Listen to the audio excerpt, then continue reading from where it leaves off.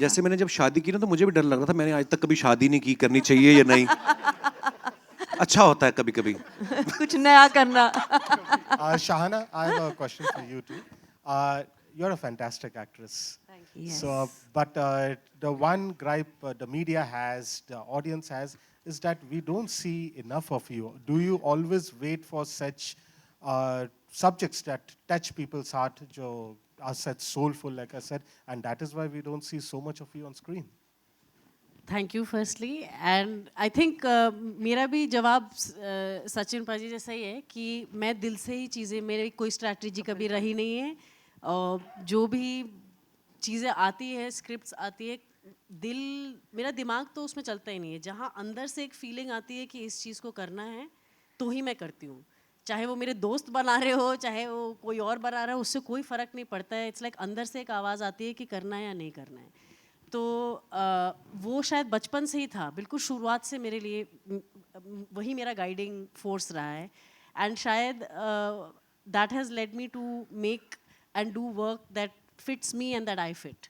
तो अब उम्मीद ये है कि मैं और काम करूं, मैं भी चाहती हूँ और काम करूं और लोगों के सामने आऊँ काम लेके, लेकिन ये है कि वो फिट होना चाहिए। वो एक जो एक क्रिएटिव, एक सोल की नीड होती है एज एन एक्टर, वो पूरी होनी चाहिए। और मेरे लिए ये कोलैबोरेटिव प्रोसेस है। हम जो देखते हैं वो एक चीज़ है, लेकिन मेरे लिए ये जो मज़ा है फिल्म एज एन एक्टर, वो ये है कि हम सब साथ में किस तरह से काम करते हैं। उस दौरान जब हम शूट कर रहे हैं, वो क्रिएटिविटी जब साथ में बिखर रही है, फैल रही है, बन रही है, वो जो प्रोसेस है, जो मैजिक होता है, उसमें मुझे ज़्यादा दिलचस्पी है। तो मेरे लिए बहुत ज़रूरी है कि कौन से लोग हैं, क्या है, वो जो एक्सपीरियंस है, वो मेरे लिए वो मुझे पुल करता है, आकर्षित करता है टूवर्ड्स अ प्रोजेक्ट। तो यहाँ पे तो this was a great opportunity because Nandita के साथ मैं पहले काम कर चुकी हूँ and I love working with her. Like she said, as a human being and as a director I think she is fantastic. And उनके साथ फिर से काम करने का मौका, ये तो मैं वेट ही कर रही थी, मुझे लगा मिलेगा कि नहीं पता नहीं। तो आई एम ग्लैड कि उनकी थर्ड फिल्म तक मुझे मिल गई अपॉर्चुनिटी। और कपिल के साथ जब उन्होंने मुझे बताया भी था, कहीं मुझे ये लगा कि हाँ ये अनयूजुअल चॉइस है लेकिन फिट कर रहा है, पता नहीं क्यों। एंड जब उनसे मिली तब तो मैंने कहा ओके, ये बिल्कुल ही मतलब इट्स द मोस्ट ऑब्वियस, लेकिन आपकी आंखों के सामने है वो चॉइस, लेकिन आप कभी सोचेंगे नहीं। ओनली समबडी लाइक, केमिस्ट्री भी बहुत फैंटास्टिक है फिल्म में जब आप क्योंकि देखेंगे। इंसान अच्छे है ना, वही मैं लड़कियों के साथ मेरी हो ही जाती। ये जो है, इसको देख के मैं खुद जब मैंने अभी ट्रेलर देखा, मैंने पहला ट्रेलर जो आया है वही देखा था, और बड़ी स्क्रीन पे मैंने भी आज पहली बार ही देखा है। सो आई थिंक मैंने बहुत अच्छा काम किया है। So, जो आया था तो गा दो, किसी गा दो। कौन सा गाऊं ऐसे ही? अच्छा ये कह रहे थे, हाँ कौन सा वाला? जो गाना आपने कोई मेरे आप लिए लोगों गाया की था, खास फरमाइश हो तो आप लोग। आपने मेरे लिए किशोरदा गाया का था, गाना। याद है जो शूट पे? हाय हाय, मैं बेशरम। शिल्पा रहा हूँ, मैं मतलब मैं ऐसे कैसे गाऊंगा? नहीं कोई नहीं, वो अभी बहुत सारे इवेंट करेंगे हम, कहीं मैं सुनाऊंगा आपको, ऐसे कुछ याद नहीं है दिमाग में। पाजी आपको तो समझ में आ जाएगा, आप पंजाबी हो, वो पंजाबी सॉन्ग है, बाकियों को कैसे पता कपिल चलेगा? आपने मेरे लिए गाया था, याद है? मैं आप शूट सबके में लिए गाता हूँ वो वाला कि गा दीजिए। कौन सा वाला? पाजी पाजी गजल प्यार शाम का चल रही पहला है यहाँ पे। थोड़ी थोड़ी मंगवा भी लो, फिर माहौल तो बना ही रहे आप गजल का। नहीं नहीं सीरियसली, गजल आप सबके लिए एक लाइन कहना चाहूंगा कि तुम आ गए हो, नूर आ गया है, नहीं तो चरागों से लो जा रही थी। ऐसे ही याद आ गया आप सबको। शुक्रिया, Thank you thank you, so thank you much. For your time. शुक्रिया, और इस फिल्म के को अच्छे से प्रमोट करिएगा, क्योंकि हमें अच्छी अच्छी कहानियां जो ऐसी बननी चाहिए। मैंने भी दिल से बिल्कुल, इस फिल्म में काम किया, हम सब ने दिल बहुत से ये फिल्म बनाई है। शुक्रिया। आई होप आप सब लोग एंजॉय करेंगे। शुक्रिया। Thank you so much. एक बार वापस से जोरदार तालियां for Thank you, this brother. Dream Love you team, too. Ladies and gentleman. Sameer sir Thank thank you, you. Nandita ma'am Thank thank you. You so much, Thank you, thank Kapil you, Paji, everyone. Shana thank you so much, Thank and you. congratulations. We'll have a quick photo up and then we'll wrap this up. One is that कि अभी Sameer sir ने बोला कि Nandita Das and Kapil Sharma are both completely different, and Nandita ma'am ने आपको convince भी किया regarding this. सो वो कन्विंसिंग प्रोसेस कैसा था? लाइक कुछ नेगोशिएशंस हुए थे बीच में या क्या था? And the second part is कि यहाँ पे ट्रेलर पे एक पोर्शन था जहाँ पे आप बोलते हो कि सर अगर मैं आपके साथ सेल्फी खिंचवा सकता हूँ तो मुझे 10 रुपये एक्स्ट्रा मिलेंगे। I am sure you being a celebrity आपके पास भी लोग बहुत सारे सेल्फी रिक्वेस्ट लेके आते हैं ये बोल के कि सर आपके साथ अगर फोटो होगा तो मुझे ये मिलेगा या ये हो जाएगा। तो कुछ फनी इंसिडेंट उसको लेके भी कुछ बोल सकते हो सर आप? आपके पहले क्वेश्चन पे मैं आता हूँ कि नंदिता मैम ने जब इस फिल्म के लिए मुझे अप्रोच किया तो आई थिंक कोई हमारा क्योंकि मैं इनके काम का फ़ैन रहा हूँ जैसे मैंने अभी बताया तो 50% तो मैं वैसे ही अंदर से मान चुका था कि ये जो भी लाएंगे, बिकॉज जब आप किसी को बड़ा एडमायर करते हैं, जब आप किसी के काम को बहुत पसंद करते हैं तो एक भरोसा होता है कि ये जो भी करेंगी, क्योंकि बहुत लिमिटेड करते हैं, ऐसा नहीं कि हर साल 2 फिल्में बनाती हैं ये अपने प्रोजेक्ट को पूरा टाइम देती हैं। और कहीं ना कहीं मुझे ये था कि अगर ये ऐसा सोच रही हैं तो कुछ अच्छा ही सोचा होगा। फिर जब हमारी मुलाकात हुई, जब इन्होंने ये कहानी शेयर की, सो मुझे ये लगा कि शायद मेरे लिए लाइफ टाइम अपॉर्चुनिटी है, क्योंकि जैसे अभी हम लोग बात कर रहे थे कि कोई सीरियसली लेता नहीं है ना। मेरी बीवी ने भी शादी के 1-2 साल बाद सीरियसली लिया, जब मैं बाप बन गया ना, उसके पहले वो भी सीरियसली नहीं लेती थी। तो जब तक हम लोग कुछ करते नहीं हैं, वैसा कुछ अलग ना करें, तो लोग भी आपको वो सो एक ये नंदिता मैम को और समीर सर को मैं अगेन इनको थैंक्स कहूँगा कि इन्होंने मुझ पे बिलीव किया। और नंदिता मैम के बारे में एक और बात मैं कहना चाहूँगा कि इन्होंने जब मुझे पहली बार इन्होंने मुझे कहानी सुनाई, मैंने कहा मैम वाई मी, मैं ही क्यों? तो इन्होंने बड़ी अच्छी बात बोली, मुझे समझ में नहीं आया थोड़ी देर की वो मेरे लिए कॉम्प्लीमेंट है कि या मेरी इंसल्ट हुई है। मैंने कहा वाई मी? कहती देखो इस फिल्म के लिए अगर मुझे ग्लोबल स्टार शाहरुख खान भी हाँ करेंगे ना तो मैं उनको भी नहीं लूंगी। मैं कहा फिर मैं क्यों? क्योंकि तुम्हारा चेहरा कहती आम आदमी जैसा है, तुम कहीं के भी लगते हो, तो मुझे ऐसा लगता है कि तुम मेरे कैरेक्टर के लिए सूटेबल हो। सो बाकी जैसे मैंने कहा कि ये लाइफ जो है हमने बहुत करीब से देखी है, हम वैसी हम्बल बैकग्राउंड से आते हैं, सो इतना मुश्किल नहीं था। और दूसरा सेल्फी वाला, हाँ मतलब मैं बड़ा एंजॉय करता हूँ जब लोग सेल्फी लेते हैं ना, क्योंकि इसी के लिए तो हम लोग काम मेहनत करके आए आगे तक। सो हाँ, ऐसा कोई नहीं बोलता कि आप मेरे साथ सेल्फी लोगे तो मुझे 10 रुपये मिलेंगे, क्योंकि मैं वो डिलीवरी मंगवाई नहीं किसी से। सो हाँ, पर लोगों का प्यार मिलता है तो अच्छा लगता है। सर फ्रैंकली मेरे लिए ज़्यादा कुछ ऐसा चैलेंजिंग नहीं था, क्योंकि जैसे मैंने बताया कि इन्होंने हमारी बहुत सारी मीटिंग्स हुई थी, बहुत सारी रीडिंग्स हुई थी हमारी, तो मैं उसको समझना चाहता था। और जब फर्स्ट डे मैं सेट पे गया और मैंने वो कॉस्ट्यूम पहना, अपने आप कैरेक्टर में आते हो, तो उस एम्बियंस में जाते हो जिस घर में हम लोग शूट करने वाले थे, रियल लोकेशंस के ऊपर, तो वो चीज़ें आपको सपोर्ट करती हैं, वो आपको उस कैरेक्टर में आने के लिए। और लेकिन हाँ, एक चीज़ मैं यहाँ पे मेंशन करना चाहूँगा, जैसे हम लोगों को लगता है, जैसे मैम ने कहा कि हम लोग मैं अपने शहर से, मैं आज भी जाता हूँ अपने शहर में, अपने पुराने दोस्तों को मिलता हूँ, एक वहाँ पे उस शहर में क्या चल रहा है, जिस शहर से हम 20 साल पहले आए थे, वो चीज़ें देखता रहता हूँ। लेकिन फिर भी कभी कहीं ना कहीं मुझे लगता है कि हम जब इस शहर में आ गए, थोड़ा नाम हो गया, अच्छे पैसे कमाने लग गए, अच्छे कपड़े पहनने लग गए, एक सीन हम लोग एक शूट करने गए बस्ती में, भुवनेश्वर में, वो जो खुशबू आई ना उस बस्ती के आसपास से, वो खुशबू मैंने बड़े साल बाद महसूस की।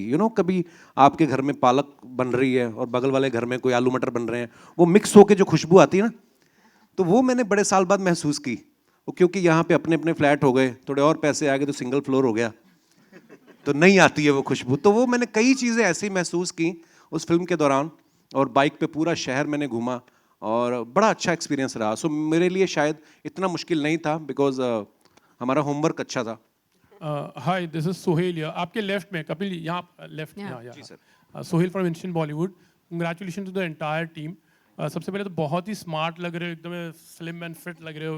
Very good to see you, you going young day by day actually. अच्छा, मेरा सवाल था कि आपकी पिछली जो फिल्म थी उसके बाद एक लंबा सा गैप हो गया। Definitely you are doing your show also, तो आप किस तरह से टोटली इसको मैनेज कर रहे थे, या फिर अपने कॉन्शियस एक डिसीजन था आपका कि एक फिल्म करनी, उसके बाद एक अच्छी कोई स्क्रिप्ट आएगी, या फिर उसके बाद I will be taking some film, और किस तरह की script you are looking out for actually? Sir मुझे ना जो लोग स्ट्रेटजी बनाते हैं कि मेरी ये स्ट्रेटजी रहेगी, इस फिल्म के बाद मैं ऐसी करूँगा, मैं फ्रैंकली बता रहा हूँ मेरी ऐसी कोई स्ट्रेटजी नहीं होती। सबसे पहली फिल्म जो मैंने करी थी, मेरे दोस्त और मेरे हम लोग साथ में काम कर रहे हैं, अनुकल्प गोस्वामी अभी भी यहाँ पे मौजूद हैं, इनकी लिखी हुई थी। क्योंकि हम लोग बहुत सारा समय साथ में बिताते हैं, तो इन्होंने जब मुझे सुनाई किस किस को प्यार करूं, तो मुझे मज़ेदार लगी। पहली फिल्म थी, मज़ा आया। दूसरी फिल्म जो बनाई फिरंगी, वो मेरे दोस्त हैं, राजीव, वो भी यहाँ पे मौजूद हैं, इन्होंने डायरेक्ट की थी। वो भी हमने दिल से ही किया जो काम किया, कभी ऐसा सोच के नहीं किया। उसमें मैं प्रोड्यूसर खुद था फिरंगी के टाइम, तो हमने वो भी एक दिल से बनाया था प्रोजेक्ट। कभी ये सोच के नहीं किया कि अच्छा हम बिजनेस करने वाले हैं या इससे ये कमाई होगी, तो हम थोड़ा दिल से ही सोचते हैं। तो ये फिल्म भी जब नंदिता मैम ने सुनाई, ये भी दिल को ही लगी। तो ऐसा नहीं है कि क्योंकि टीवी पे इतना प्यार मिला है, 3 महीने के लिए हमने अपना शो बनाया था और इस साल उसको 10 साल हो गए हैं। तो जैसे आपने कहा ना कि सीरियस कैरेक्टर में आने के लिए भी लोग बिलीव नहीं करते कि नंदिता ने कैसे बिलीव किया, ये कॉमेडी में भी नहीं करते थे। तो जब चैनल को हमने अप्रोच किया, no no no 24 episodes are enough, जो चलने लग गया तो फिर आई भी नहीं पूछने वो जो हमारी। तो ऐसा होता है और कहीं ना कहीं ऊपर वाला भी साथ देता है जब आप अपना काम शिद्दत से करते हो, मेहनत से करते हो, दिल से करते हो। सो ऐसी कोई स्ट्रेटजी नहीं रही सर, दिल से जो चीज़ अच्छी लगी। टीवी में बड़ा मुश्किल होता है when you produce you know biweekly show, every week you have to produce 2 episodes, और उन 2 एपिसोड्स के पीछे जो मेहनत लगती है उसमें अलग पूरा एक वीक जाता है। लेकिन जब हमें कुछ करना होता है तो हम लोग यू नो फिर उसको प्रायोरिटी बना लेते हैं, फिर चीज़ें मैनेज हो जाती हैं। इसके लिए भी हमने बैंक बनाया अपने शो का, ताकि पीछे टेलीकास्ट इशू ना आए, और एक दिल में था कि ये फिल्म हमने करनी है। अच्छा, तो और जब एक- दिल हो तो हो जाता है। और एक सवाल है कि आप एक अपनी फिल्म के बाद बहुत चर्चा में थे यशराज की फिल्म को लेकर, यू नो कि Yashraj is going to make a Sohail film with भाई, यू। हिंदुस्तान जिंदाबाद, आगे बढ़ते हैं। हेलो अच्छा, hello Sameer ji, I would like to ask you, like you know, जैसे नंदिता जी ने एक शॉर्ट फिल्म को मतलब आपके पास लेकर आए थे, तो definitely the thing was very convincing. उसके बाद when she wrote the script, how did you find, and उसमें any changes from your side also you made it, like you know कि एक थोड़ा सा इनपुट होता है कि वांटेड दिस, कोई पर्टिकुलर गाइडलाइन को लेकर? Nothing like that. Actually, the original film, the original short film, was the same basic story of one day, and that sort of got expanded to 4 days. So I think no, nothing major. It was good as a short film. It was good as a feature. Kapil hello sir, team. Kapil bhai, towards your left. जी sir. Kapil bhai, first of all, trailer is so soulful. It touches Thank you, everybody's sir. heart. मेरा सवाल ये है कि जहाँ पे कपिल शर्मा का नाम आता है, जहाँ पे आपका प्रेजेंस है, तुरंत लोग सोचते हैं कॉमेडी, और जहाँ पे भी आप दिखते हो, पीपल इमीडिएटली एक्सपेक्ट कि आप उनको काफ़ी हंसाओगे। अभी ये फिल्म वैसी नहीं है। आपको कहीं ना कहीं जब आपने स्क्रिप्ट पढ़ी, आपने खुद ही बोला कि आपको कन्विंसिंग की ज़रूरत नहीं पड़ी, लेकिन फैंस के बारे में सोच के कि आपको कहीं लगा कि वो लोग कॉमेडी एक्सपेक्ट करेंगे, ये फिल्म में कॉमेडी इतना नहीं है, शायद आपके कोर फैंस डिसअपॉइंट हो जाएंगे।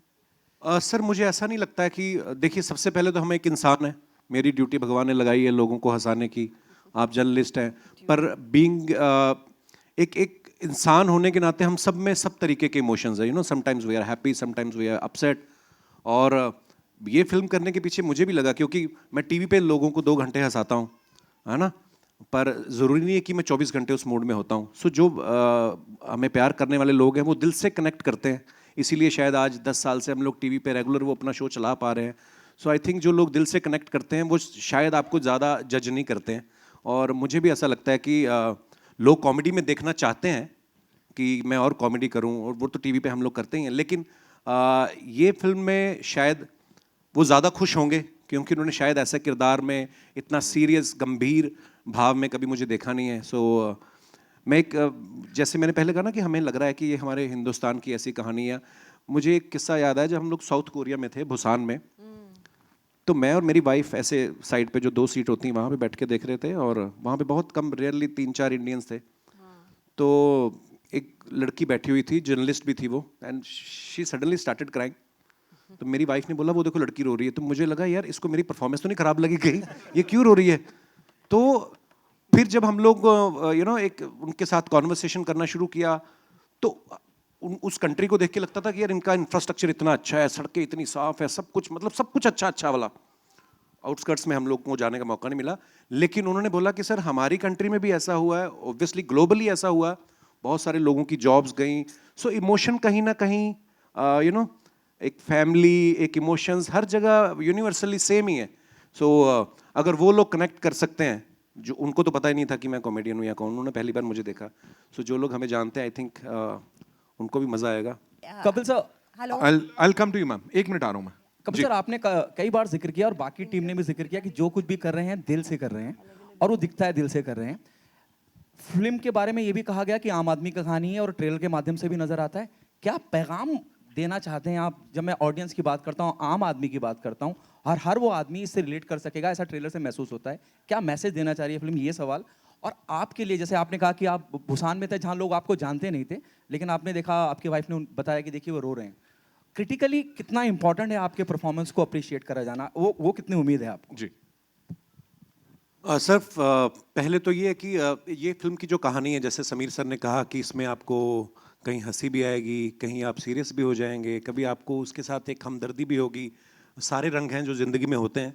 और बाकी इसमें मैसेज ये है कि शायद हम सबकी ज़िंदगी में जितने भी लोग यहाँ पे मौजूद हैं, ऐसा नहीं कि सबकी लाइफ बड़ी स्मूथ चल रही है। कहीं ना कहीं कुछ ना कुछ अपने अपने लेवल पे सबकी ज़िंदगी में कुछ हर्डल्स आते हैं, कुछ प्रॉब्लम्स आते हैं। लेकिन उसको लेके बैठ जाना और उसी को लेके रोते रहना, ये भी ज़िंदगी नहीं है। सो आगे बढ़ते जाइए, अपना काम करते जाइए। कुछ चीज़ें जो आपके कंट्रोल में नहीं है, सो उसका आप कुछ कर नहीं सकते हो। सो आप आप अपना काम करते जाइए शिद्दत से। कहीं ना कहीं भगवान को अपना काम करने दीजिए। तो ये इस फिल्म में आपको देख के सारे रंग जो हैं देखने को मिलेंगे। और दूसरा सर मैं भूल गया, सॉरी। आप आई थिंक जनरली एक हमदर्दी, एक चीज़ है जो हमने कोविड के थ्रू भी देखा है, सीखा है, और हम एक दूसरे को देखना बंद कर दिया था। मतलब एक आसपास के लोगों को हमने ऑलमोस्ट एक अपनी ज़िंदगी में इतने धुत हो गए थे कि आसपास की ज़िंदगी दिखती नहीं थी। तो यहाँ पे एक इंसानियत के तौर पे हमदर्दी वापस जताना या लोगों में महसूस कराना, I think that's also a very की पार्ट। और जिस तरीके से जैसे शाना ने कहा, मैम ने कहा कि जब पैंडेमिक था, हमारे पास और कुछ करने के लिए नहीं था, तब हम छोटी छोटी चीज़ों को नोटिस करना शुरू किया। एक डोमेस्टिक हेल्प हमारे घर में कितनी इंपॉर्टेंट होती है। आप सोचिए, अगर आपके घर का कोई डस्टबिन उठाने ना आए 6-7 दिन तक, तो आपकी होश ठिकाने आ जाएगी। और हम लोग इतना फॉर ग्रांटेड ले लेते हैं, हम कभी उनको थैंक यू नहीं बोलते, या शायद उनकी शक्ल भी नहीं हमें पता होती है कि कौन आता है। सो मुझे लगता है कि जो हम वो 2-3 साल पैंडेमिक के दौरान रहे, अगर वो हमारा बिहेवियर जो है ताउम्र आ जाए हमारे अंदर, कहीं ना कहीं प्रैक्टिस करने से आ जाएगा, आई थिंक वो अगर रहे तो ज़िंदगी बहुत खूबसूरत हो सकती है। और हम छोटी छोटी चीज़ों के लिए अगर किसी को थैंक यू बोल दें, तो आप उसका भी एक परिवार है, उसको भी गर्व होगा कि मैं भी आज कुछ काम करके आया हूँ। सो मुझे लगता है कि ये फिल्म से भी लोगों को शायद, अगर 2 लोग भी ये चीज़ सीख गए, तो शायद हम समझेंगे कि हम कामयाब हैं।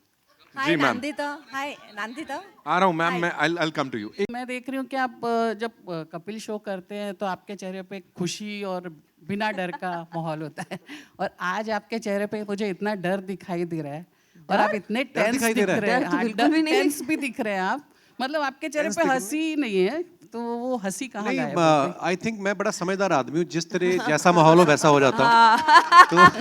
Well said. नहीं, मतलब हाँ, उस शो में देखिए, जैसे मैंने पहले कहा, वहाँ पे हमारा काम ही यही है कि कोई सीरियस बात भी कर रहा हो तो उसको भी मैं मोल्ड करके उस तरफ ले जाऊँ। तो आई थिंक ये बातें यहाँ पे फिल्म को लेकर हो रही थी, तो इसलिए मैं थोड़ा गंभीरता से सुन रहा था। क्योंकि नहीं तो आपको ऐसा तो नहीं है कि डर लग रहा है कि मेरी फिल्म रिलीज हो रही है, तो इस तरह से? नहीं मैम, ऐसा कुछ नहीं है, ऐसी डर वाली बात नहीं है। बट हाँ, मैं गंभीरता से सुन रहा था सब बातें। तो इतने इंटेलेक्चुअल लोग मेरे ग्रुप में कम ही हैं, तो मैं इसलिए ध्यान से सुन रहा था कि नंदिता जी क्या बोल रही हैं। मेन मुझे ये पूछना था, या हमेशा से मेरे दिल में सवाल है ये, कि आप है ना एक्टर और कॉमेडियन से अच्छे सिंगर भी हैं, तो किसी फिल्म में ये नंदिता जी को ही आपको एक चांस तो देना चाहिए था। इनको नहीं मैं अच्छा सिंगर लगता, इन्होंने बोला ये क्या गाया तुमने। झूठ, आपकी आवाज मुझे इतनी अच्छी लगती है। मतलब आप जब सिंगर्स हमने लोगों सेट पे बहुत गाया, इन्होंने हमें बहुत गाना सुनाया था सेट पे, हमने जो मजे किए हैं ना। कपिल जी, एक पब्लिक के डिमांड पे एक खाली लाइन आप एंड में पहले सारे सवाल हो जाने दीजिए, one last question from here। फिर वो सोचेंगे। I'll come to you। Hello, hi, centre here.